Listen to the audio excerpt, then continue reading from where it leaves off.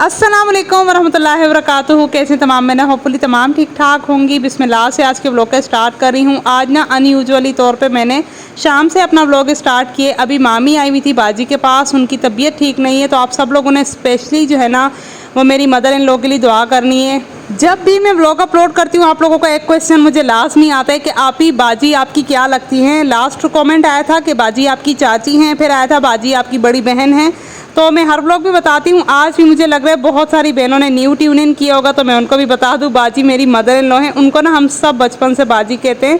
सिर्फ उनके जो बच्चे हैं ना वो उसे अम्मी कहते हैं। मुझे नहीं पता कि वो अम्मी क्यों कहते हैं, वरना तो ख़ानदान में ख़ानदान से बाहर जो भी उनको जानते हैं ना सब उन्हें बाजी कह के पुकारते हैं। हर फ्रूट का ना एक सीज़न होता है और दीज डेज सबके घरों में ना ये मिठे, मैं तो इसे मिठे ही बोलती हूँ, ये और सेब जो है ना बहुत ज़्यादा है। तो मैंने यही काट के रख ली है मेहमानों के लिए, क्योंकि यही फ्रूट घर पे आया हुआ था। तो मैंने कहा चलें, जो भी हर सीजनल फ्रूट की ना एक अपनी अहमियत होती है, तो इन दिनों में यही फ्रूट्स बहुत ज़्यादा इंपॉर्टेंस रख रहे हैं। तो मैंने इसी को काट के मेहमानों को सर्व कर लिया। उसके बाद मैं आ गई हूँ रूम में, और आज से इंशाल्लाह मैंने इरादा किया थोड़ा थोड़ा करके ना सर्दियों से पहले मैं आपको ये सारी सेटिंग करके दिखाऊंगी वन बाय वन। अच्छा, मैं आपको ना क्लीनिंग ऑर्गेनाइजेशन पे टिप्स भी देती हूँ। तो सबसे जो पहली टिप है ना वो ये है कि जो भी आप घर के काम करें या अपने रूम के या किचन की अक्सर ख़वातीन करती हैं, तो वन बाय वन किया करें। एकदम से जब हम सारा काम का खलियारा मचा देते हैं ना, तो उससे क्या होता है हमारा दिल भी नहीं लगता, और वो गंदा गंदा करके, क्योंकि हमें एंड तो करना होता है उसका, तो जब हम उसे एंड करते हैं तो फिर हमारा मन नहीं करता, इसी तरह हम गंदा गंदा सा करके छोड़ देते हैं। तो मैंने जो है ना ये खुद से प्रॉमिस किया है इंशाल्लाह वन बाय वन जब तक ये मंथ एंड होगा ना तो मेरी सारी क्लीनिंग डन हो जाएगी।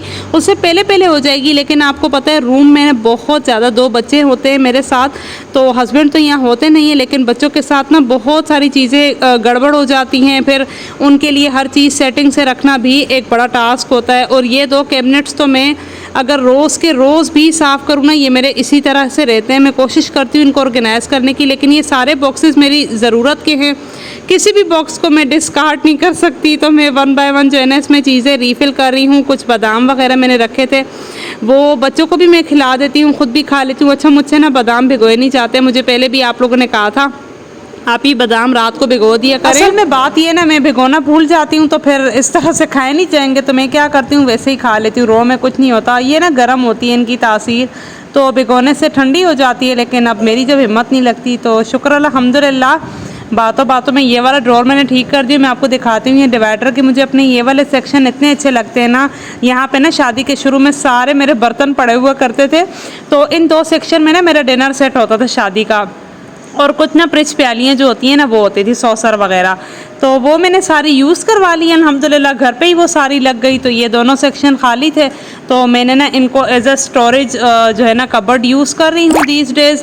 तो मुझे चलो ज़रूरत भी पड़ जाती है, चीज़ें ना रखी ख़राब हो जाती है। मैं कहती होती हूँ कि अगर आपके शादी के बर्तन हों जिनकी मेरी तरह 13 साल हो गए हों, शादी के 12-13 साल, तो बर्तन को इस्तेमाल कर लेना चाहिए। वैसे ही उसको ना रख के जंग लग जाता है और यूं ही वो ख़राब रह जाते हैं।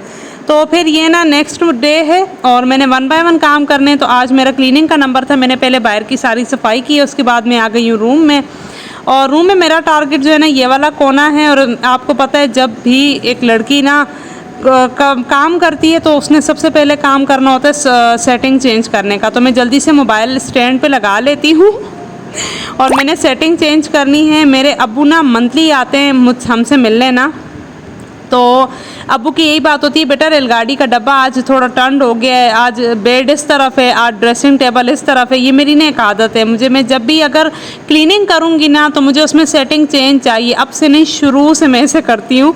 तो सेटिंग जब चेंज हो जाती है ना तो मुझे बड़ी सेटिस्फेक्शन मिलती है। मुझे ऐसे लगता है रूम मेरा थोड़ा न्यू लग रहा है, थोड़ी सी चेंजेस अच्छी लगती हैं। तो आप लोग बताइएगा, मैंने इस तरह से साइड टेबल्स अपने कोनों में रखे हैं एक दूसरे के साथ, और सामने ना मैंने इसके फ्लावर रखा है। तो मुझे ज़रूर बताइएगा कि इस तरह की सेटिंग आप लोग को कैसे लग रही है। मुझे फ़िलहाल ये वाली अच्छी लग रही है।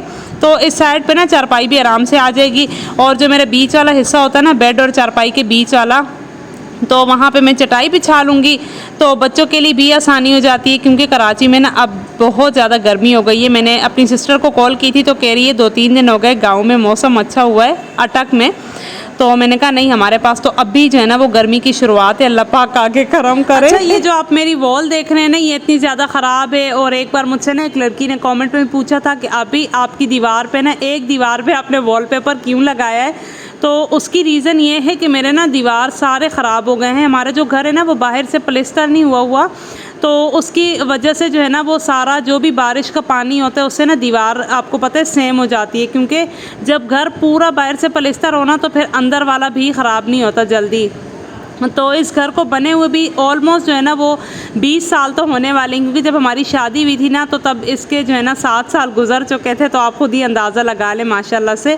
तो इंशाल्लाह मैंने अपने हस्बैंड से बात की है, बहुत जल्द मैं अपने रूम में न्यू पेंट करवाऊंगी। लेकिन वो ना कहते हैं मैंने पेंट नहीं करवाना, उनको ना वॉलपेपर अच्छे लगते हैं। वो कह रहे मैं पूरे रूम में ना वॉलपेपर लगाऊंगा, इस तरह से लगाऊंगा कि वो जो है ना वाटरप्रूफ भी होंगे। और अब हम वेट कर रहे हैं पलस्तर का, अल्लाह पाक आफ़ियत से जो है ना हमारा ये काम भी करवा ले। आप लोग भी दुआ किया करें ज़रूर कि जिसकी जो भी नेक जायज़ ख्वाहिशात हों या जिसके जो भी काम पेंडिंग हों तो अल्लाह पाक वो कंप्लीट कर ले। और यहाँ पे मैं अपना ऑर्गेनाइज़र सेट कर रही हूँ, जो कि मुझे इतना बुरा लगता है, पता नहीं किस दिन मैंने ये लिया था, मैं इतना उस दिन को रिग्रेट फ़ील करवाती हूँ ख़ुद को ना। फालतू में ले लिया, इसकी कोई भी ज़रूरत नहीं होती। ये बंदा वैसे ही शौक़ में ले लेते हैं और हर लड़की को शौक़ होता है। मेरी छोटी सिस्टर भी ले रही थी, मैंने उसे मना कर दिया था लेकिन उसने फिर भी लिया है। फिर मेरी कज़न ने एक लिया है, वो तो अपने साथ यूके भी लेके गई है। तो यहाँ पे ना मैं इसमें सारी चीज़ें वापस रख रही हूँ। डस्टिंग की ना बहुत ज़रूरत पड़ती है अगर आप ऑर्गेनाइज़र सेट करें। अभी तो मैं इसको साफ़ करके रख रही हूँ, लेकिन मेरा जब भी मूड हुआ ना मैं इसको दोबारा से खोल के हटा दूँगी। मुझे बहुत गुस्सा आता है, रोज़ाना ना इन चीज़ों पे मट्टी चढ़ जाती है। और जहाँ जिस एरिया में मैं रहती हूँ, मेरा ना जो विंडोज़ है ना रूम की गैलरी के साइड पे, तो वो रोड के साइड पे, तो रोड से तो इतनी कोई मट्टी उड़ती है, सारा ये ऑर्गेनाइज़र मेरा ख़राब हो जाता है। रूम में भी इतनी ज़्यादा मट्टी होती है। पहले ना शुरू में मैं बहुत ज़्यादा अपने रूम का ख्याल रखती थी, लेकिन वे टाइम ना मेरी हिम्मत भी कम हो गई है बच्चों के साथ, और ना मट्टी ज़्यादा आने की वजह से मैंने आहिस्ता सारी चीज़ें अपनी लॉकर में रख ली ताकि उनको डस्ट ना लगे और मुझसे रोज़ सफाइयाँ नहीं होती। तो फ़िलहाल तो मैंने इस ऑर्गेनाइज़र को सेट कर दिया है। मेरी ना कुछ बातों पे आप लोग बहुत ज़्यादा हंसते हैं, लेकिन मैं उसको इग्नोर करती हूँ। बहुत सारी वीडियोज़ में ऐसी बातें होती हैं जो मैं नहीं चाहती कि मैं किसी के सामने शेयर करूं, लेकिन मुझे करनी पड़ती है क्योंकि ऑब्वियसली सोशल मीडिया है। तो यहाँ पे मैं ख़ुद को इतना ज़्यादा हाइड नहीं कर सकती। अपनी पर्सनल लाइफ से रिलेटेड आपको मैं हर चीज़ शेयर करती हूँ, लेकिन कुछ लोग इस बारे में बहुत ज़्यादा हंसते भी हैं। खैर मैं इतना ज़्यादा अब इस चीज़ को नोटिस नहीं करती। अल्लाह मालिक है, अल्लाह पाक तरक्की देता है, इंसान के हाथ में कुछ भी नहीं है। यहाँ पे बस मेरा ये ऑर्गेनाइज़र देखें कितना प्यारा लग रहा है माशाल्लाह। और ये मेरा फेवरेट टेंट है और सामने सिरम है जिसको मैं रेगुलर बेसिस पे यूज़ करती हूँ। तो ये वेस्लिन की लिप बाम है। कुछ चीज़ें मैंने सामने रखी हैं ताकि उसको इस्तेमाल करती रहूँ। और यहाँ पे मैंने क्यूट लिटल से एक बॉक्स रखा है, कांच का जार है, इसमें मैंने फ़ायका की ना पोनियाँ रखी हैं। और ये बास्केट आप लोग के साथ मैंने शेयर की थी। फ़िलहाल मैंने इधर शिफ्ट की है, इसमें मैंने अपना फ़ोन रखा है और साथ में पावर बैंक भी रख लिया है। यूट्यूब के बारे में ना मुझे बहुत सारे सवाल आते हैं। 2-3 बार मेरा इरादा था, अच्छा मुझे कल इंस्टाग्राम पे डीएम आया था, वो मेरी मिन्नतें तरले कर रही थी। अच्छा उनका मैसेज था कि आप जो है ना वो प्लीज़ यूट्यूब की इनकम के बारे में बताएं कि अगर आपको इनकम मिली है तो वो कितनी मिली है अब तक की, और आपने जो है ना वो कितनी इनकम्स ले ली हैं। और एक और सवाल भी मुझसे ज़्यादा पूछा जाता है कि क्या मेरा चैनल मोनेटाइज है या नहीं। तो इंशाल्लाह चैनल मोनेटाइजेशन के बारे में, यूट्यूब की इनकम के बारे में मैं सेपरेट आप लोग के साथ एक व्लॉग डिटेल में शेयर करूँगी, क्योंकि मुझ समेत बहुत सारी ऐसी बहनें जिनको इस चीज़ की मोटिवेशन की ज़रूरत है। यूट्यूब पे काम करना बहुत ज़्यादा डिफ़िकल्ट है। मैं जब शुरू में इस फील्ड में आई थी तो मुझे लग रहा था सब कुछ फ़्लो में जाएगा, बहुत आसान होगा, लेकिन अब तक की जर्नी 1 साल की जर्नी है मेरी यूट्यूब की। अगर मैं आपको सुनाने बैठूँ ना आप लोग मुझसे ज़्यादा रोने लग जाएंगे। तो मैं इतना इस चीज़ के बारे में सोचती हूँ कि सबसे ज़्यादा टफ़ टाइम जो है ना वो मुझे यूट्यूब ने दिया है। और यहाँ पे आना मेरी अपनी जो है ना ज़ाती ख्वाहिश थी, किसी ने मुझे मजबूर नहीं किया अल्हम्दुलिल्लाह। मैं जो है ना वो, बहुत सारी बहनें ऐसी होती हैं, बहुत सारे मेरे भाई ऐसे होंगे जिनको यूट्यूब पे आने के लिए जो है ना मतलब उन्हें ज़रूरत होगी, वो चाहते होंगे वो इनकम उनको आए, वो यूट्यूब से कुछ अर्न करें।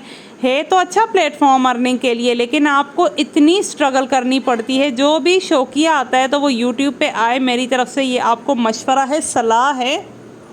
लेकिन अगर किसी को शौक़ नहीं है और वो किसी के कहने पे यूट्यूब ज्वाइन कर रहा है कि भाई जल्दी से चैनल हमारा मोनेटाइज हो जाएगा, 1K सब्सक्राइबर्स हो जाएंगे, तो ये सारी फजूल बातें हैं। तो इनकम से रिलेटेड भी मैं इंशाल्लाह सेपरेट वीडियो बनाऊंगी। यहाँ पे बस मैं सफाई करने के बाद आपको ये दिखा रही हूँ, मैंने अपने वॉशरूम में ना न्यू ये ऑर्गेनाइज़र लगाया और यहाँ पे मैंने फ़िलहाल फ़ायका का शैम्पू रखा है और अपने हस्बैंड का, और मेरे शैम्पू की तो जगह ही नहीं बची क्योंकि शैम्पू है ही इतने बड़े साइज़ के। तो बस जी मैंने ये लगा लिया, मेरी ज़िंदगी आसान हो गई है। Thank you so much.